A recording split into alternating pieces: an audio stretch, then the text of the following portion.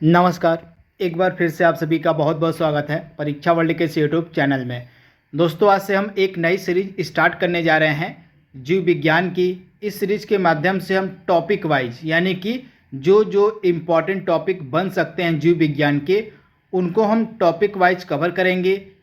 इन सभी टॉपिक के जितने भी इम्पॉर्टेंट आपके एमसीक्यूज बन सकते हैं उनको हम डेली बेसिस पर आप तक पहुँचाया करेंगे। तो यह जीव विज्ञान की पहली क्लास है। आज हमारा पहला चैप्टर है जीव विज्ञान की उप शाखाएँ तथा जीव विज्ञान की उप शाखाओं से रिलेटेड जितने भी इम्पॉर्टेंट एमसीक्यूज बन सकते हैं जो आपके एग्जाम के लिए ज़रूरी हो सकते हैं, उन सभी को आज के इस वीडियो में हम कवर करेंगे। इसी तरह से जितने भी इम्पॉर्टेंट आपके टॉपिक बन सकते हैं जीव विज्ञान के, उनको हम 1 बाय 1 करके एमसीक्यूज के फॉर्म में डिस्कस किया करेंगे डेली बेसिस पे। तो ये हमारा पहला वीडियो है। चलिए वीडियो को शुरू करते हैं और देख लेते हैं कि आज का हमारा जो पहला क्लास है जीव विज्ञान की उप शाखाओं का, इसमें हमने कौन कौन से बेहतरीन प्रश्नों को सम्मिलित किया हुआ है। तो चलिए वीडियो को शुरू करते हैं।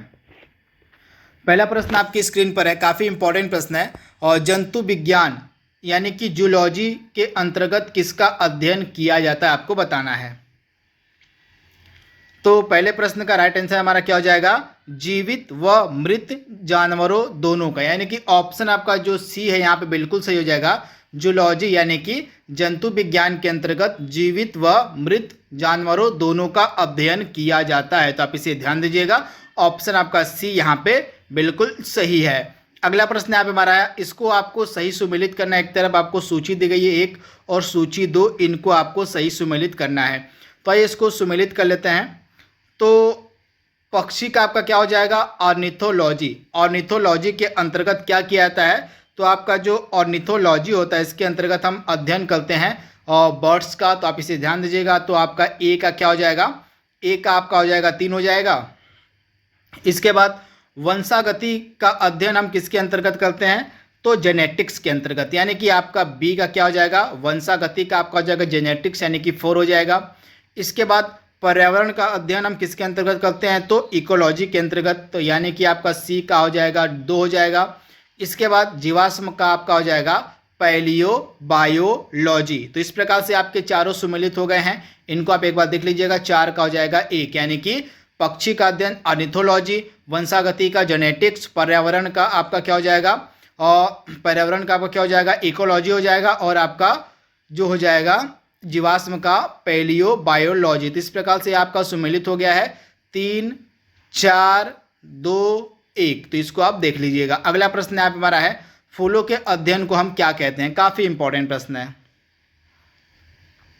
तो फूलों के अध्ययन को क्या कहा जाता है, एंथोलॉजी, यानी कि ऑप्शन आपका यहाँ पे सी बिल्कुल सही है। फूलों के अध्ययन को हम कहते हैं एंथोलॉजी। तो आप इसे ध्यान दीजिएगा, इंपॉर्टेंट है। फूलों के अध्ययन को हम कहते हैं एंथोलॉजी। वहीं फ्रेनोलॉजी के अंतर्गत किसका हम अध्ययन करते हैं, तो मस्तिष्क के विभिन्न भागों की क्रियाशीलता का जो अध्ययन होता है उसको हम करते हैं फ्रेनोलॉजी के अंतर्गत। तो आप इसे ध्यान दीजिएगा, इंपॉर्टेंट है। वहीं आपका जो पेलिनोलॉजी होता है, पेलिनोलॉजी के अंतर्गत हम किसका अध्ययन करते हैं, तो विभिन्न प्रकार के पराग कणों का जो अध्ययन होता है। आप ध्यान दीजिएगा, विभिन्न प्रकार के जो आपके पराग कण होते हैं उनका जो अध्ययन होता है हम करते हैं पेलिनोलॉजी के अंतर्गत। तो आप इसे ध्यान दीजिएगा। वहीं एंथोलॉजी के अंतर्गत आपका हो जाएगा फूलों का अध्ययन, और फ्रेनोलॉजी के अंतर्गत आपका हो जाएगा मस्तिष्क के विभिन्न भागों की क्रियाशीलता का अध्ययन। तो आप इसे ध्यान दीजिएगा। कीटों के वैज्ञानिक अध्ययन को हम क्या कहते हैं, इंपॉर्टेंट प्रश्न है। तो कीटों के वैज्ञानिक अध्ययन को क्या कहा जाता है, एंटोमोलॉजी, यानी कि ऑप्शन आपका यहाँ पे सी बिल्कुल सही हो जाएगा। कीटों के वैज्ञानिक अध्ययन को हम क्या कहते हैं, एंटोमोलॉजी। तो आप इसे ध्यान दीजिएगा, इंपॉर्टेंट है। ऑप्शन आपका यहाँ पे सी बिल्कुल सही हो जाएगा। आप इसे ध्यान से याद कर लीजिएगा। इसके बाद आपका जो पैरासीटोलॉजी होता है, यहाँ पे जो ऑप्शन बी आपका दिया गया है पैरासीटोलॉजी, इसके अंतर्गत हम क्या करते हैं, तो पैरासीटोलॉजी के अंतर्गत परजीवी जो जीव होते हैं, आप ध्यान दीजिएगा, जो आपके परजीवी जीव होते हैं, परजीवी जीवों का जो अध्ययन होता है वह किया जाता है पैरासीटोलॉजी के अंतर्गत। ये सारी चीज़ें आपको याद रखनी है। अगला इंपॉर्टेंट प्रश्न है, निम्नलिखित विषयों में से कौन सा विषय जनसंख्या एवं मानव जाति के महत्वपूर्ण आंकड़ों के अध्ययन से संबंधित है, आपको बताना है। यानी कि जनसंख्या और मानव जाति के महत्वपूर्ण आंकड़ों का जो अध्ययन होता है किसके अंतर्गत किया जाता है। तो इस प्रश्न का राइट आंसर हमारा क्या हो जाएगा? डेमोग्राफी, यानी कि जनसांख्यिकी या जनसांख्यिकी। इसी के अंतर्गत जनसंख्या एवं मानव जाति के महत्वपूर्ण आंकड़ों का अध्ययन किया जाता है। यानी कि ऑप्शन आपका यहाँ पे बी बिल्कुल सही जाएगा। जनांकिकी कह लीजिए इसको, या तो इसको आप कह लीजिए जनसांख्यिकी, या इंग्लिश में इसको हम कहते हैं डेमोग्राफी। तो तीनों चीज़ आपको याद रखनी पड़ेगी। इंग्लिश भी आप याद कर लीजिएगा, इंग्लिश में इसको हम कहते हैं डेमोग्राफी। तो इसके बारे में आपको याद रखना है। इसके अंतर्गत क्या होता है? तो डेमोग्राफी के अंतर्गत होता है मानव जनसंख्या एवं मानव जाति के महत्वपूर्ण आंकड़ों का जो अध्ययन होता है वह जनांकिकी या जनसांख्यिकी या डेमोग्राफी के अंतर्गत किया जाता है। तो इनके बारे में आपको याद रखना है। और विभिन्न संस्कृतियों के वैज्ञानिक अध्ययन को हम क्या कहते हैं आपको बताना है। तो विभिन्न संस्कृतियों का जो वैज्ञानिक विवरण यानी कि विज्ञान आपको बताना है कि जो विभिन्न संस्कृतियां होती हैं उनका जो तुलनात्मक अध्ययन होता है उसको हम क्या कहते हैं। यहाँ पे तुलनात्मक होना चाहिए था। तो विभिन्न संस्कृतियों के तुलनात्मक अध्ययन को कहा जाता है इथनोलॉजी, यानी कि ऑप्शन आपका जो ए है बिल्कुल सही हो जाएगा। इथनोलॉजी के अंतर्गत आपका क्या होता है? तो आपका जो इथनोलॉजी होता है इसके अंतर्गत विभिन्न संस्कृतियों के मतलब जो आप एक विभिन्न संस्कृतियां होती हैं विभिन्न प्रकार की, उनका जो तुलनात्मक अध्ययन होता है वो हम कहते हैं इथनोलॉजी के अंतर्गत। तो इसके बारे में आपको याद रखना है, इम्पॉर्टेंट है। इसके अलावा नैतिक आचार और कर्तव्य का जो मनोवैज्ञानिक अध्ययन होता है हम कहते हैं एथिक्स के अंतर्गत। आप ध्यान दीजिएगा, जो आपका एथिक्स होता है इसके अंतर्गत नैतिक आचार एवं कर्तव्य का मनोवैज्ञानिक अध्ययन किया जाता है।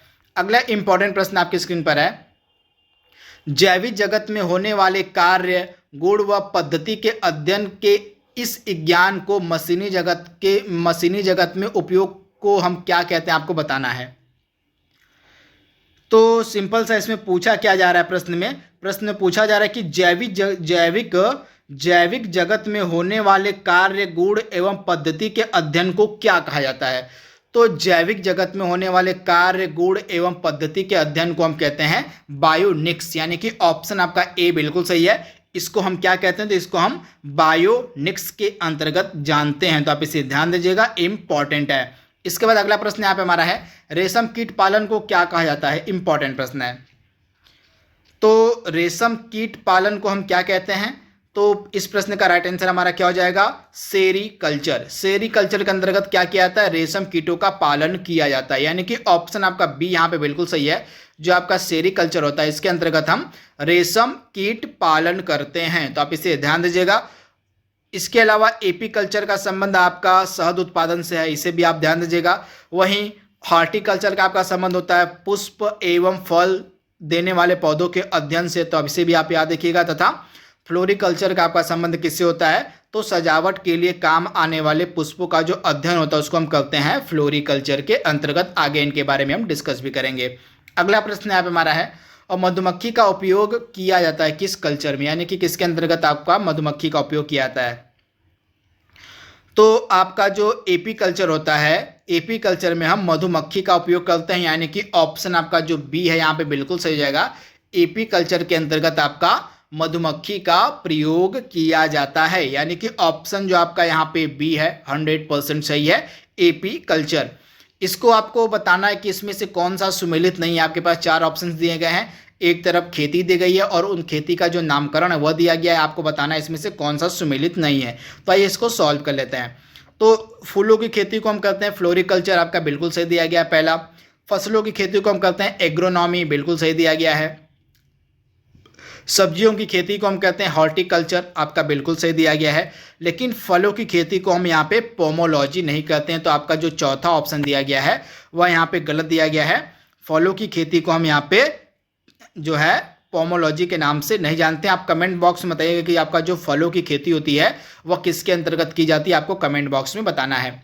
अगला प्रश्न यहाँ पे हमारा है, सब्जियों के लिए काम आने वाले पौधों के अध्ययन को हम क्या कहते हैं।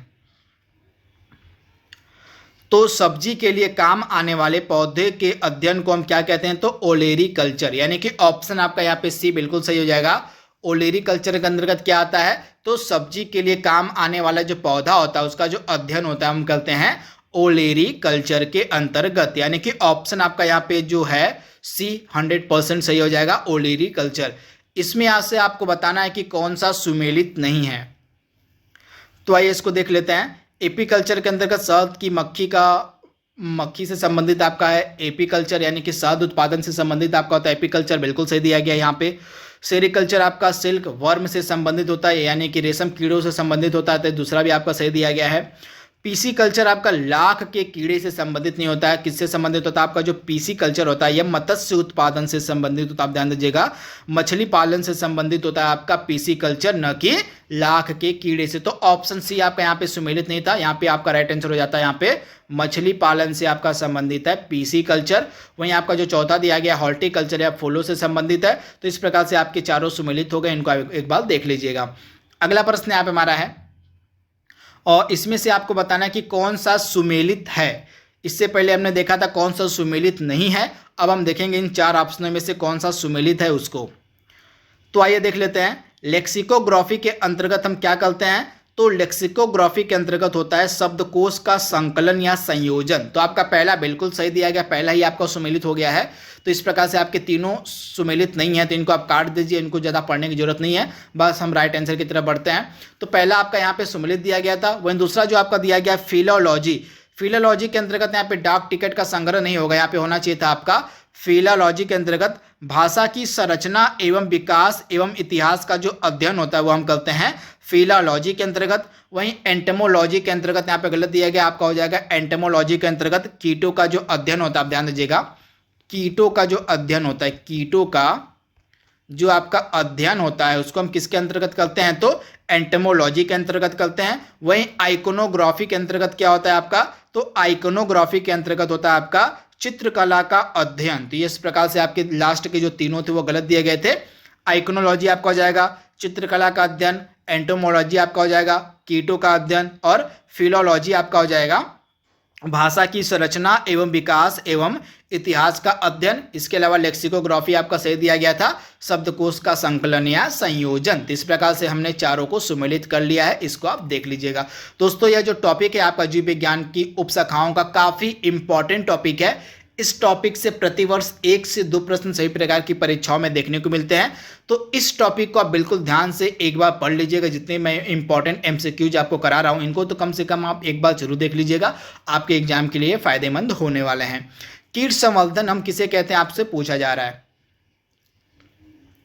तो कीट संवर्धन के अंतर्गत होता है कीटों की वृद्धि करने का, मतलब कीटों की वृद्धि करने का जो विज्ञान होता है उसी को हम कहते हैं कीट संवर्धन। तो आप इसे ध्यान दीजिएगा, कीट संवर्धन के अंतर्गत जो है कीटों की वृद्धि का अध्ययन किया जाता है। तो आप इसे ध्यान दीजिएगा, ऑप्शन आपका जो यहाँ पे ए है बिल्कुल सही हो जाएगा। कीटों की वृद्धि करने का जो विज्ञान होता है उसको हम कहते हैं कीट संवर्धन। तो आप इसे ध्यान दीजिएगा, इंपॉर्टेंट यह प्रश्न, ऑप्शन ए आपका बिल्कुल सही है। इसके अलावा अगला प्रश्न यहाँ पे हमारा क्या कह रहा है देख लीजिए। वर्मी कल्चर में प्रयुक्त जो वर्म होता है वह क्या होता है आपको बताना है। वर्म यहाँ पे होना चाहिए था वर्म, यानी कि कीड़ा। तो वर्मी कल्चर के अंतर्गत जो वर्म होता है जिसका प्रयोग हम करते हैं वह होता है आपका अर्थवर्म, यानी कि ऑप्शन डी आपका बिल्कुल सही, अर्थवर्म यानी कि केंचुआ भी हम इसे कहते हैं। तो ऑप्शन आपका जो यहाँ पे डी है बिल्कुल सही हो जाएगा। अर्थवर्म का जो इस्तेमाल है वह वर्मी कल्चर में किया जाता है। अगला प्रश्न यहाँ पे हमारा है जेरेंटोलॉजी के अंतर्गत हम किसका अध्ययन करते हैं। तो वृद्धावस्था यानी कि वृद्धावस्था का जो अध्ययन होता है आपका जेरेंटोलॉजी के अंतर्गत होता है, यानी कि ऑप्शन आपका यहाँ पे डी बिल्कुल सही जाएगा। वृद्ध यानी कि वृद्धावस्था का जो अध्ययन होता है उसको हम कहते हैं जेरेंटोलॉजी के अंतर्गत, यानी कि ऑप्शन आपका डी यहाँ पे बिल्कुल सही दिया गया है। अगला इंपॉर्टेंट प्रश्न है जेनेटिक्स निम्नलिखित में से किसका अध्ययन करते हैं। जेनेटिक्स के अंतर्गत आपको बताना है।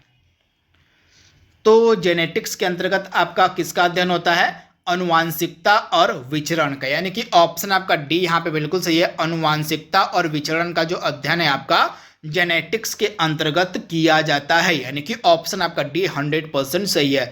अगला प्रश्न यहाँ पे हमारा है पेडोलॉजी निम्न वैज्ञानिक अध्ययन से संबंधित, यानी कि पेडोलॉजी के अंतर्गत हम किसका अध्ययन करते हैं आपसे पूछा जा रहा है। तो मिट्टी का जो अध्ययन होता है, मृदा का जो अध्ययन होता है, यानी कि फॉर्मेशन ऑफ जो सॉइल होता है उसका जो अध्ययन हम किसके अंतर्गत करते हैं, तो हम पेडोलॉजी के अंतर्गत करते हैं, यानी कि ऑप्शन आपका सी यहाँ पे बिल्कुल सही हो जाएगा। मिट्टी का अध्ययन आपका पेडोलॉजी के अंतर्गत आता है। अगला प्रश्न यहाँ पे हमारा है अस्थियों का अध्ययन हम किसके अंतर्गत करते हैं आपसे पूछा जा रहा है। तो अस्थियों का अध्ययन हम किसके अंतर्गत करते हैं? तो अस्टियोलॉजी के अंतर्गत, यानी कि ऑप्शन आपका ए बिल्कुल सही है। अस्टियोलॉजी के अंतर्गत हम अस्थियों का अध्ययन करते हैं, तो आप इसे ध्यान दीजिएगा, ऑप्शन आपका ए बिल्कुल सही है। सर्पों के विषय में जानकारी प्राप्त करना क्या कहलाता है, आपसे पूछा जा रहा है। तो सर्पेटोलॉजी होता है, यानी कि ऑप्शन आपका ए बिल्कुल सही है। सर्पों के विषय में जानकारी प्राप्त करने को हम क्या कहते हैं? सर्पेटोलॉजी, यानी कि ऑप्शन आपका ए बिल्कुल सही है। अगला प्रश्न यहाँ पे हमारा है, विटीकल्चर के द्वारा निम्नलिखित में से कौन सा एक उत्पादित होता है, आपको बताना है। तो विटीकल्चर के अंतर्गत हम अंगूर का उत्पादन करते हैं, यानी कि ऑप्शन आपका जो यहाँ पे सी है बिल्कुल सही हो जाएगा, अंगूर। आज का लास्ट प्रश्न यहाँ पे हमारा है, हाइड्रोपोनिक्स का संबंध निम्नलिखित में से किससे है, आपको बताना है। इंपॉर्टेंट प्रश्न है। तो हाइड्रोपोनिक्स का संबंध होता है मृदा विहीन पादप संवर्धन से, यानी कि ऐसे पौधे जिनको हम उगाते हैं बिना मृदा की सहायता से, यानी कि ऐसे पौधे जो बिना मृदा की सहायता से उगते हैं उनको हम हाइड्रोपोनिक्स के नाम से जानते हैं, यानी कि ऑप्शन आपका ए बिल्कुल सही है।